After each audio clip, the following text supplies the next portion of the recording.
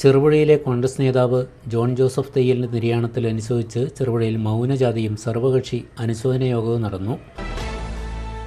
മൗനജാഥയ്ക്ക് ശേഷം നടന്ന യോഗത്തിൽ കോൺഗ്രസ് ബ്ലോക്ക് പ്രസിഡന്റ് മഹേഷ് കുന്നമ്മൽ അധ്യക്ഷത വഹിച്ചു. ഒരുപക്ഷെ നമ്മുടെ ഈ പൊതുപ്രവർത്തന രംഗത്ത് ഏറ്റവും പ്രായം ചെന്ന എന്നാൽ ഏറെ സക്രിയവും സജീവവുമായി പൊതുരംഗത്ത് ഇടപെടുകയും പ്രവർത്തിക്കുകയൊക്കെ ചെയ്യുന്ന ഒരു വ്യക്തിയായിരുന്നു അദ്ദേഹം. അദ്ദേഹത്തെ നേരിൽ കാണുകയും അദ്ദേഹത്തോടൊപ്പം ചേർന്ന് പ്രവർത്തിക്കുകയൊക്കെ ചെയ്തപ്പോൾ തോന്നിയത് ഒരുപക്ഷെ ഇന്റർനാഷണൽ കോൺഗ്രസ് എന്ന പ്രസ്ഥാനം, ആ കോൺഗ്രസ് എന്ന പാർട്ടി അതുപോലെ ലയിച്ചു ചേർന്ന ഒരു മനുഷ്യരൂപമായിട്ടാണ് അപ്പൻചേട്ടനെ പലപ്പോഴായി തോന്നിയിട്ടുള്ളത്. വേറെ സൗമ്യമായ സംസാരം, ശാന്തമായ രീതിയിലുള്ള സ്വഭാവം, എല്ലാ ആളുകളോടും നല്ല രീതിയിലുള്ള പെരുമാറ്റം, പാർട്ടി വേദികളിലും മറ്റും ഏറ്റവും ആകർഷകമായ രീതിയിൽ പാർട്ടിയെ മുന്നോട്ട് നയിക്കത്തക്കതായ രീതിയിലുള്ള സംസാരങ്ങളും കാര്യങ്ങളൊക്കെയായി മുന്നോട്ട് നീങ്ങി. നേരത്തെ സൂചിപ്പിച്ചതുപോലെ പയ്യന്നൂർ എഡ്യൂക്കേഷൻ സൊസൈറ്റിയുടെ സെക്രട്ടറി എന്ന നിലയിൽ വളരെ സുത്യർഹമായ സേവനമായിരുന്നു നടത്തിയത്.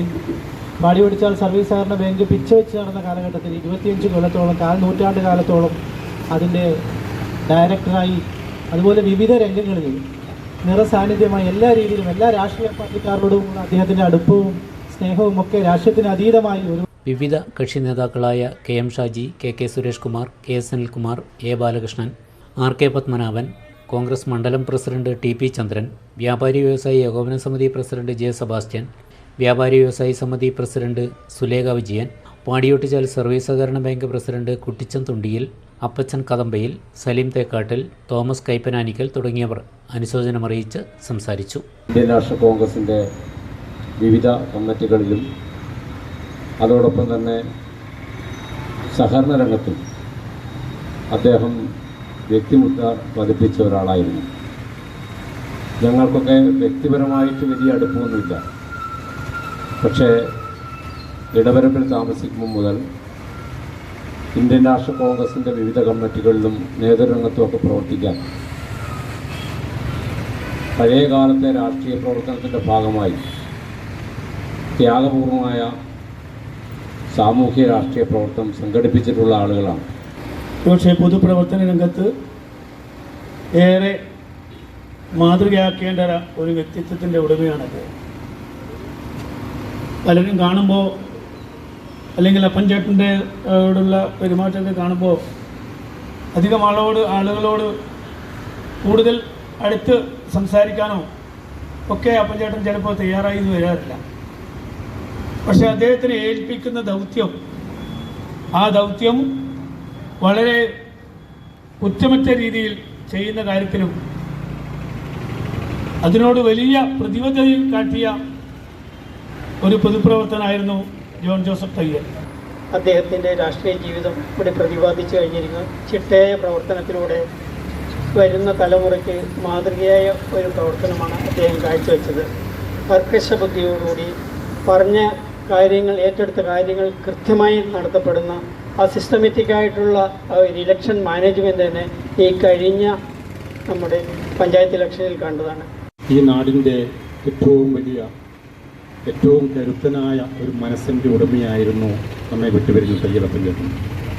നിസ്വാർത്ഥനായ ഒരു മനുഷ്യസ്നേഹി, വലിയ കോളിളക്കമില്ലാതെ, വലിയ സംഭവങ്ങളൊന്നും ആയിത്തീരാതെ വിശുദ്ധമായ രാഷ്ട്രീയ പ്രവർത്തനവും സാമൂഹ്യ പ്രവർത്തനവും നടത്തി ഈ പ്രദേശത്തെ ഏറ്റവും തലമുറന്ന കോൺഗ്രസിൻ്റെ തലമുറന്ന നേതാവും സാമൂഹ്യ രാഷ്ട്രീയ രംഗത്ത് പ്രവർത്തിക്കുന്ന വ്യക്തിത്വമായിരുന്നു. അദ്ദേഹത്തെ സംബന്ധിച്ചിടത്തോളം ഇന്ത്യൻ നാഷണൽ കോൺഗ്രസിൻ്റെ ഏത് പരിപാടിയിലും എനിക്ക് ഒരുപാട് വർഷത്തെ പരിചയമൊന്നുമില്ല അപ്പൻചേട്ടനുമായിട്ട്. അപ്പൻചേട്ടനെ ഞാൻ ഒരു 5-6 വർഷമേ ആയിട്ടുള്ളൂ. ഡിജിറ്റൽ ക്ലബിൻ്റെ സ്ഥാപക പ്രസിഡൻ്റായിരുന്നു അദ്ദേഹം. ഇപ്പോഴും നിലവിലും അദ്ദേഹമാണ് പ്രസിഡന്റ്, ഞാൻ വൈസ് പ്രസിഡൻ്റാണ്. അദ്ദേഹത്തിൻ്റെ പ്രവർത്തനത്തെക്കുറിച്ച് നിങ്ങളെല്ലാവരും പറഞ്ഞ് അത് തന്നെയാണ് എനിക്കും പറയാനുള്ളത്. ഞാൻ പൊതുരംഗത്ത് പ്രവർത്തിക്കുക എന്നത് വലിയ ത്യാഗമാണ്.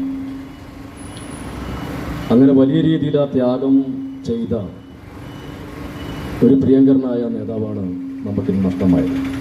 ആകസ്മികമെന്ന് പറയാൻ കാരണം നമുക്കറിയാം, ഏതാനും ഒരു 3-4 മാസങ്ങൾക്ക് മുമ്പ് വരെ അദ്ദേഹം നമ്മോടൊത്ത് ഇതുപോലുള്ള പരിപാടികളിലൊക്കെ സജീവമായിട്ട്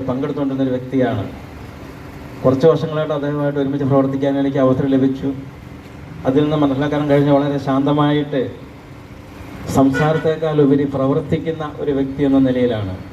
എന്നത് ഞാൻ വ്യാപാര മേഖലയിലേക്ക് വരുന്നതിന് മുന്നേ തന്നെ ഞാൻ ചെറുതുണ്ടാകുന്ന കാലത്തെ കേട്ടുകൊണ്ടിരുന്ന ഒരു പേരായിരുന്നു. നമ്മുടെ സഹകരണ മേഖലയുമായി ബന്ധപ്പെട്ട് അതുപോലെ എഡ്യൂക്കേഷൻ ഇൻസ്റ്റിറ്റ്യൂഷനുമായി എൻ്റെ ഒരു സഹോദരൻ കല്ലറ ബാലകൃഷ്ണൻ്റെ ഏറ്റവും അടുത്ത സുഹൃത്തും അതുപോലെ തന്നെ കോൺഗ്രസിൻ്റെ ഇരുവരും നല്ലൊരു പ്രവർത്തകരുമായിരുന്നു. അദ്ദേഹം ഞങ്ങളുടെ വാർഡിൻ്റെ എല്ലാ കാര്യങ്ങളും സജീവമായി സഹകരിച്ച് ആ ബൂത്തിൽ പ്രവർത്തിക്കുന്ന വ്യക്തിത്വമായിരുന്നു അദ്ദേഹം. അദ്ദേഹത്തിൻ്റെ കൃത്യനിഷ്ഠ, ഒരു കാര്യം പറഞ്ഞു കഴിഞ്ഞാൽ വളരെ കൃത്യതയോടെ ചെയ്യുന്ന ആ കാര്യം ചെയ്തില്ലെങ്കിൽ കൃത്യമായിട്ട് അദ്ദേഹം അന്വേഷിക്കുക, ഏത് വിഷയമായിക്കോട്ടെ. അദ്ദേഹത്തെ പോലുള്ള പ്രവർത്തകർ ഇനിയും ഈ സമൂഹത്തിൽ ഉയർന്നു വരേണ്ടതുണ്ട്. ഇവിടെ പറഞ്ഞതുപോലെ പാടിയോട്ടിയാൽ സർവീസ് സഹകരണ ബാങ്കിൻ്റെ വളർച്ച, അതോടൊപ്പം തന്നെ എഡ്യൂക്കേഷൻ സൊസൈറ്റി പയ്യന്നൂരിൻ്റെ വളർച്ച, ഇതിനെല്ലാം ദീർഘകാലം അദ്ദേഹത്തിൻ്റെ സേവനമുണ്ടായി